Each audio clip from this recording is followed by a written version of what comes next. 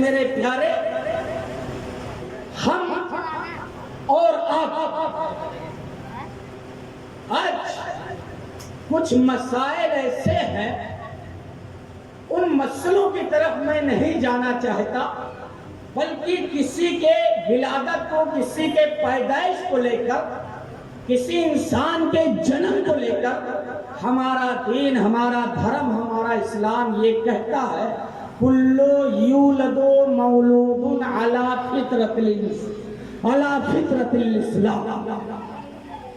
کیا فرماتے ہیں آقا کہ کلو مولد یولد علی فطرت الاسلام، ہر بچہ جو دنیا میں مہمان بن کر نیا آتا ہے، جنم لیتا ہے، پیدا ہوتا ہے، تو وہ مسلمان ہو کر کے پیدا ہوتا ہے۔ کیا ہو کر کے پیدا ہوتا ہے؟ مسلمان ہو کر کے پیدا ہوتا ہے، کیونکہ ہے قول خدا، قول محمد، فرمان نہ بدلا جائے گا، بدلے گا لاکھ زمانہ مگر قرآن نہ بدلا جائے گا۔ جو قرآن نے فرما دیا وہ حق، جو رسول نے فرما دیا وہ حق۔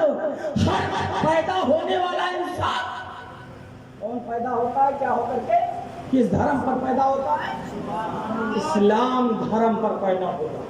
یہ بات ذہن نشے رکھیے اور اپنے ایمان کو مضبوط رکھیے۔ آپ حضرات بات سمجھ رہے ہوں گے میں کہنا کیا چاہتا ہوں۔ اگر یہ عقیدہ اپنے اسلام کے تعلق سے محفوظ رہے گا،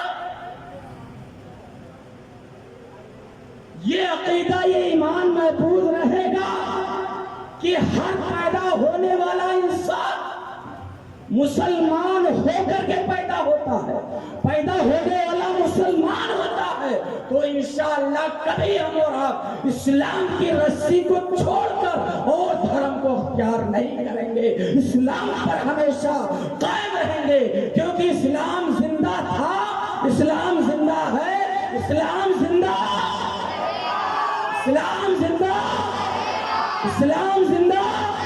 اسلام کی فطرت میں قدرت نہیں لچکتی ہے، تم جتنا بھی اسے دباؤ گے اتنا۔ میرے عزیز، میرے پیارے، آؤ آگے بڑھتے ہیں۔ وہ ہر پیدا ہونے والا انسان کیا ہوتا ہے؟ بولو میرے عزیز، یہ ایسی حدیث ہے کبھی نہ آپ گمراہ ہوگے، نہ آپ کے بچے ہوں گے جو مرتد ہوں گے، آپ کے دھرم کو چھوڑ کر جائیں گے۔ تو پیدائش نبی، ہم اور آپ نبی کی پیدائش پڑھنے کے لیے آئے، نبی کا ذکر کرنے کے لیے آئے۔ میرے عزیز، بارہا سنا ہوگا کہ مصطفیٰ جان رحمت صلی اللہ علیہ وسلم جب پیدا ہوئے تو کس کو یاد کرتے ہوئے پیدا ہوئے؟ بولو بھائی۔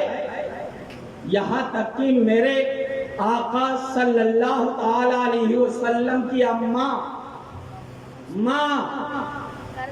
محترمہ ماں، ابھی ماں کے تعلق سے آپ حضرات محترم عبدالستار بھائی سے بڑے اچھے شعر سماعت کیا، لیکن میرے عزیز سارے شعر ایک طرف، سارے اشعار ایک طرف، حدیث رسول کا وزن ایک طرف، حدیث رسول کی عزت و احترام ایک طرف۔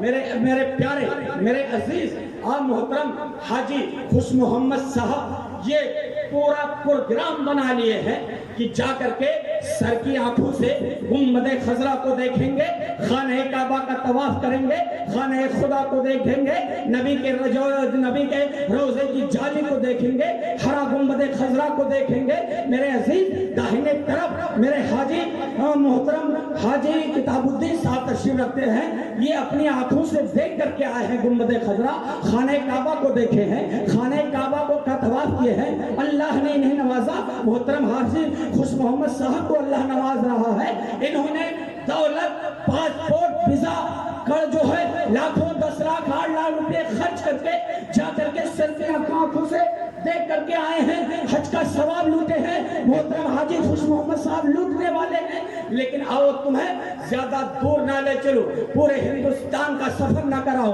پوری دنیا کا سفر نہ کراؤ، ماں کی یاد آ گئی ہے تو ماں کی محبت میں ایک حدیث رسول سماعت کر لو۔ ماں کی عزت کتنی ہے، ماں کا احترام کیا ہوتا ہے، ماں سے محبت کتنی بڑی دولت ہے، ماں سے محبت کتنی بڑی چیز ہے۔ ساری چیزوں کو، دنیا کے عیش و آرام کی چیزوں کو ہم اور آپ دولت سے خرید سکتے ہیں، ثروت سے خرید سکتے ہیں، زر سے خرید سکتے ہیں، لیکن ماں کی طرح کوئی بھی نعمت چاہے جتنی دولت خرچ کرتے ہم اور آپ خرید نہیں۔ ہم اور ہم ماں کی طرح پیار کی نشانی، پیار کی محبت اور پیار نہیں خرید سکتے۔ میرے آقا میرے پیارے دولت خرچ کر کے جا رہے ہیں، اللہ تمام حجاج کرام کے حج کو قبول فرمائے، خانہ خدا کی زیارت کو قبول فرمائے۔ میرے عزیز آؤ تم یہیں پر بیٹھے رہو، پریم نگر کی سرزمین ہے، ہم جو ہے پریم نگر کی سرزمین ہے۔ اللہ کے رسول ارشاد فرماتے ہیں ماں کے تعلق سے کہ زیادہ دولت خرچ کرنے کی ضرورت نہیں ہے، زیادہ پریشان ہونے کی ضرورت نہیں ہے۔ حج کا ثواب لینا چاہتے ہو، حج کا ثواب لوٹنا چاہتے ہو، حج کیا اجر و ثواب حاصل کرنا چاہتے ہو تو اپنے ماں باپ کو محبت کی نظر سے دیکھ۔ اللہ کے رسول ارشاد فرماتے ہیں کہ جو مومن بندہ ماں باپ کو محبت کے نظر سے دیکھ لے اور اتنی دولت خرچ کریں گے، حاجی خوش محمد صاحب، محترم حاجی کتاب الدین صاحب خرچ کر کے آئے ہیں، لیکن گارنٹی کوئی نہیں ہے کہ اللہ نے ان کے حج کو قبول کر لیا۔ اگر گارنٹی ہو تو دکھائیں مجھے سرٹیفکیٹ کہ اللہ نے گارنٹی دے دیا حج تمہارا حج قبول ہو گیا۔ لیکن میرے عزیز میرے پیارے، دولت نہیں ہے، نہ دولت نہیں ہے مت گھبرا، ثروت نہیں ہے مت پریشان ہو۔ اللہ کے رسول ارشاد فرماتے ہیں جس شخص نے اپنے ماں باپ کے چہرے کو محبت کی نظر سے دیکھ لے، اللہ اسے حج مقبول کا ثواب عطا فرماتا، حج مبرور کا ثواب عطا فرماتا، حج مقبول کا ثواب عطا فرماتا۔ حج مبرور اور مقبول ایسے حج کو کہتے ہیں جس کے قبول ہونے میں ذرہ برابر شک ہے۔ دولت خرچ کر کے آئے، شک ہے قبول کیا یا نہیں کیا۔ ماں باپ کے چہرے کو محبت سے دیکھ لو، حج مقبول کا ثواب ملتا ہے۔ اب صحابہ کرام ہم اور آپ کے لیے کچھ چھوڑا نہیں ہے میرے لیے۔ صحابہ کرام نے عرض کیا یا رسول اللہ، یا حبیب اللہ، اگر کوئی شخص ایک بار کے علاوہ سینکڑوں بار، دسیوں بار، کروڑوں بار اپنے ماں باپ کے چہرے کی زیارت محبت سے کرے تو کیا اللہ اسے سینکڑوں حج کا ثواب عطا فرمائے گا، 100 بار کا حج کا ثواب عطا فرمائے گا، 10 بار حج کا ثواب عطا فرمائے گا؟ تو اللہ کے رسول ارشاد فرماتے ہیں لا تقنطوا من رحمت اللہ، اللہ کی رحمت سے نا امید مت ہو، اللہ کی بارگاہ میں کسی چیز کی کمی نہیں ہے۔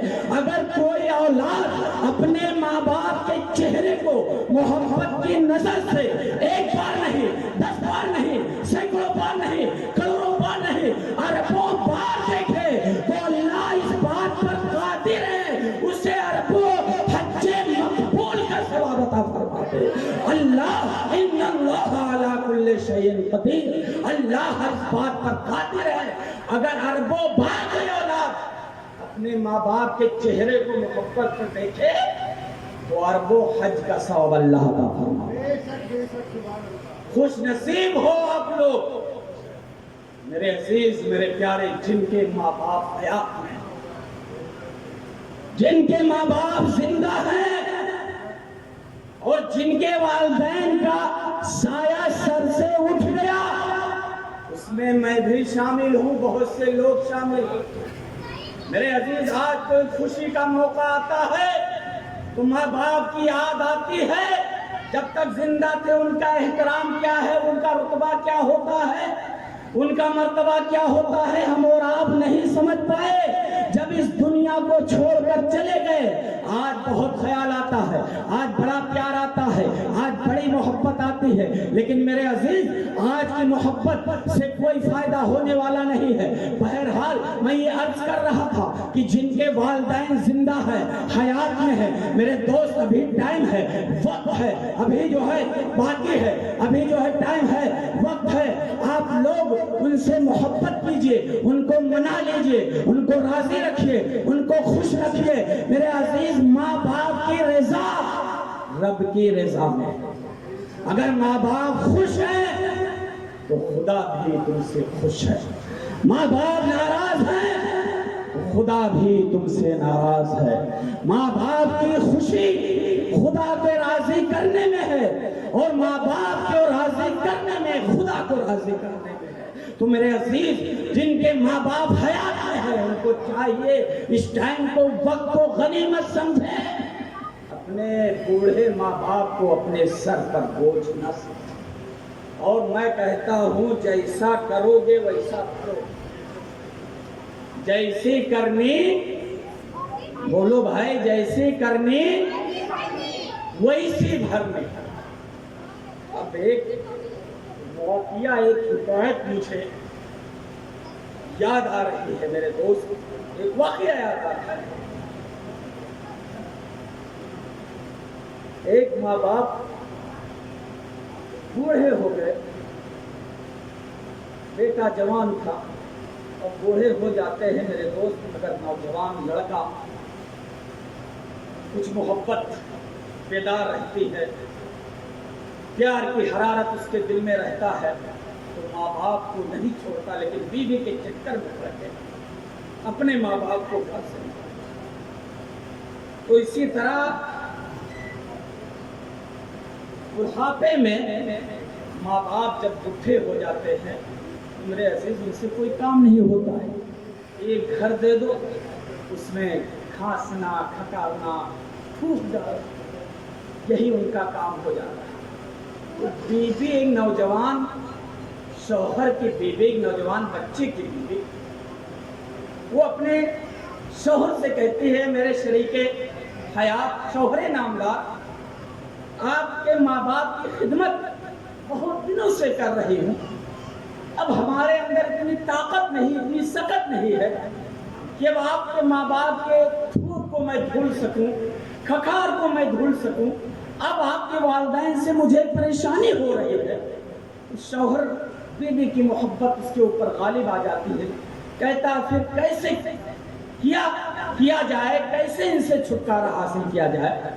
میرے عزیز، میرے پیارے، بیوی مشورہ دیتی ہے، ایسا کرو، ان کو کہیں وادی میں، پہاڑوں میں، جنگلوں میں، ریگ جار میدان میں، چٹیل میدان میں چھوڑ کر آ جائیے۔ جب وہاں چھوڑ کر آ جائیں گے تو رب ہے رزاق۔ اچھا، عورتیں جب سمجھاتی ہیں تو بڑے قاعدے سے سمجھاتی ہیں، رب رزاق ہے، کہیں بھی چھوڑ کر آ جائے، رب انہیں روزی دے گا، رزق دے گا، ہم اور آپ تو اس پریشانی سے چھٹکارا پا جائیں گے، ایک ہی پریشانیاں نہیں اٹھانے پڑے گی۔ میرے دوست، آخر کار دونوں کی بات اس بات پر طے ہو گئی، اس پر رضامندی ہو گئی کہ ہاں، اپنے باپ کو، جو باپ بوڑھا ہو چکا ہے، ماں باپ کو کہیں باہر جنگلوں میں، وادیوں میں چھوڑ کر کے آتے ہیں۔ میرے عزیز، میرے پیارے، جب وہ اپنے ماں باپ کو جنگل کی وادیوں میں چھوڑنے کے لیے لے چلا تو ایک پرانا پھٹا پیوند والا کمبل بھی ساتھ لیا، اور اس کا پوتا جو چلنے کے لائق تھا، بولنے کے لائق تھا، جب بوڑھے دادا دادی کو جاتے ہوئے دیکھا تو بھی کہا کہ میں بھی اپنے دادا دادی کے ساتھ جاؤں۔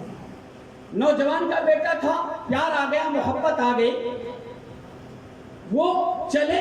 جب ایک چٹیل میدان میں پہنچے تو ماں باپ کو وہیں چھوڑا، اور پرانا کمبل اپنے بوڑھے ماں باپ کو دے کر واپس آنے لگتا ہے، اپنے چھوٹے سے بچے کو گود میں لے کر واپس آنے لگتا ہے۔ جب دیکھا کہ پرانا کمبل دادا دادی کو میرے باپ نے دے دیا ہے، بیٹا تھا जो है मासूम था, छोटा था, लेकिन कुछ अक्ल थी उसको, फौरन बाप के गोद से छड़क जाता है, बाप के गोद से उतर जाता है और दौड़कर माँ जो है दादी दादा के पास पहुंचता है। जो पुराना कम्बल उसके बाप ने दादी दादा को दिया था, उसके 2 टुकड़े करता है, एक दादा को दे आता, एक दादा दादी को दे आता है, दूसरा आधा कम्बल अपने साथ लेकर आ जाता है। बाप कहता, बेटे तूने ऐसा क्यों किया? पुराना कम्बल था, कोई नया कम्बल नहीं था, तूने दादी दादा का कम्बल क्यों छीना? तूने दादा दादी का कम्बल क्यों, आधा कम्बल क्यों ले आया? बिरादराने मिल्लत इस्लामिया, बेटा था, मासूम था, बड़ी वह जो है संजीदगी से जवाब देता है, अब्बा हुजूर, पापा हुजूर, मेरे अब्बा हुजूर, सुनो सुनो, आज हमारे दादी दादा यानी तुम्हारे वालिदैन बुढ़ापे को पहुंच गए हैं, बूढ़े हो गए हैं, उनसे तुमको तकलीफ हो रही है, परेशानी हो रही हो, आज तुम इन्हें जंगल की वादियों में छोड़कर जा रहे हो, इनको जो है चटेल मैदान में छोड़कर जा रहे हो, पुराना कम्बल देकर जा रहे हो। ऐ अब्बा हुजूर, कल जब आप बूढ़े होंगे, बोलो, कल जब आप बूढ़े होंगे मैं जवान हूंगा, जब आपसे मुझको परेशानी होगी, आप भी घर में गंदगी करेंगे, तो जब आपको हम छोड़ने लाएंगे। आज हमारे दादा दादी को यहाँ छोड़कर जा रहे हैं, जब तुम बूढ़े होगे हम जवान होंगे, हम तुमको इस चटेल वादी में छोड़ने लाएंगे। तो जो कंबल आधा ले लिया है ना, ये तुमको बुढ़ापे में देकर जाओगे, जैसी करनी वैसी भरनी। उसने माँ बाप के साथ जुल्म किया, अभी उसका बेटा मासूम है, शीरख्वार है, छोटा है, लेकिन पहले से इरादा बना लिया, जैसा तुमने अपने वालिदैन के साथ किया वैसा मैं अपने वालिदैन के साथ करूंगा। मेरे दोस्त वाकया लिखने वाला आगे लिखता है, जब उस मासूम बच्चे की इस गुफ्तगू को वो नौजवान बाप सुनता है, वो नौजवान बाप के आंसू में जो है आंखों में आंसू आ जाते हैं, दिल थर्रा जाता है और अपने माँ बाप को दोबारा साथ लेकर अपने मकान वापस चला आता है। तूफाने नूह लाने से ऐ चश्म क्या फायदा, 2 ही बूंद काफी है, अगर कुछ असर करे तो मेरे अजीज, मेरे प्यारे, हम और आप इस्लाम के मानने वाले हैं। इस्लाम ने सुनाया, हमें और आपको सिखाया माँ बाप की इज्जत क्या है, ताज़ीम क्या है। मेरे अजीज, अल्लाह ने हम और आप पर 5 टाइम की नमाजें फर्ज करार दिया है और बुराइयों से बचने का हुक्म दिया है। हम और आपको शराब से दूर रहने की ताकीद फरमाई है, हम और आपको रिश्वतबाजी से मना किया है, हम और आपको हराम खोरी से मना किया है, हम और आपको गुनाहों से दूर रहने का हुक्म दिया है। तो मेरे अजीज, मैंने कुरान पाक की आयत करीमा की तिलावत करने का शरफ हासिल किया था। या अय्युहल्लज़ीना आमनू आतिउल्लाह व आतिउर रसूल, कि ऐ ईमान वालों, ऐ मेरे नबी का कलमा पढ़ने वालों। मेरे अजीज, हम और आप ईमान वाले हैं, बोलो भाई, बोल दो, बोलो ईमान वाले हैं। और हम और आप इतनी बेहतर उम्मत हैं। आपने सुना होगा कि हजरत मूसा ने हम सबको अपनी उम्मत में लेने की आरज़ू की थी। खुदा की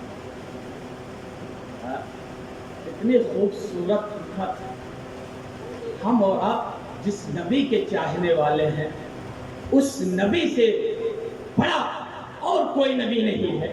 इसी तरह हम और आप प्यारे नबी की उम्मत हैं, हम और आप से ज्यादा खूबसूरत और कोई खूबसूरत उम्मत नहीं है, कोई अच्छी उम्मत नहीं है।